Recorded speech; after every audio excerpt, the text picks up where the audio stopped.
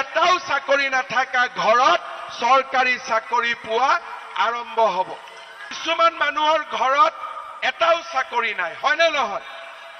কিছুমানৰ ঘৰত দুজন তিনজনে চাকৰি পায়, কিছুমানৰ ঘৰত এজন ল'ৰাইও চাকৰি নাপায়।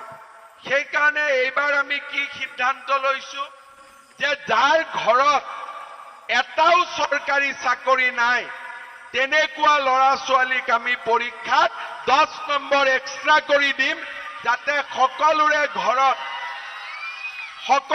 ঘৰত এটা চৰকাৰী চাকৰি হ'ব পাৰে। হাজাৰ নতুন আমি চৰকাৰী চাকৰি দিম।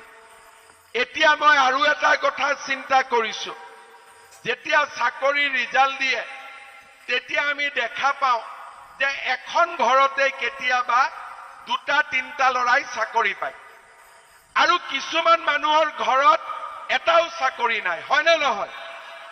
কিছুমানৰ ঘৰত দুজন তিনজনে চাকৰি পায়, কিছুমানৰ ঘৰত এজন ল'ৰাইও চাকৰি নাপায়। সেইকাৰণে এইবাৰ আমি কি সিদ্ধান্ত লৈছো যে যাৰ ঘৰত এটাও চৰকাৰী চাকৰি নাই তেনেকুৱা ল'ৰা ছোৱালীক আমি পৰীক্ষাত 10 নম্বৰ এক্সট্ৰা কৰি দিম, যাতে সকলোৰে ঘৰত এটা চৰকাৰী চাকৰি হ'ব পাৰে। ধৰি ললো মোৰ ঘৰত 3টা চৰকাৰী চাকৰি আছে, মই পৰীক্ষাত 50 নম্বৰ পাইছো। ধৰি ললো মোৰ ঘৰত এটাও চাকৰি নাই, ময়ো 50 নম্বৰ পাইছো।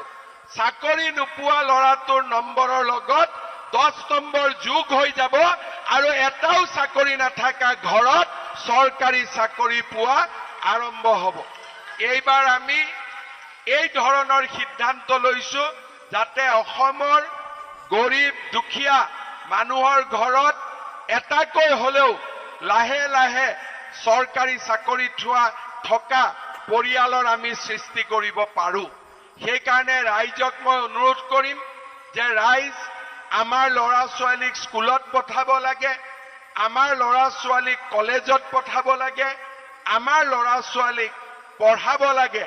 কাৰণ এতিয়া আমাৰ অসমত পঢ়িলে চাকৰি হয়, শিক্ষা লাভ কৰিলে চাকৰি হয়, দালালক টকা দিলে আৰু অসমত চাকৰি নহয়।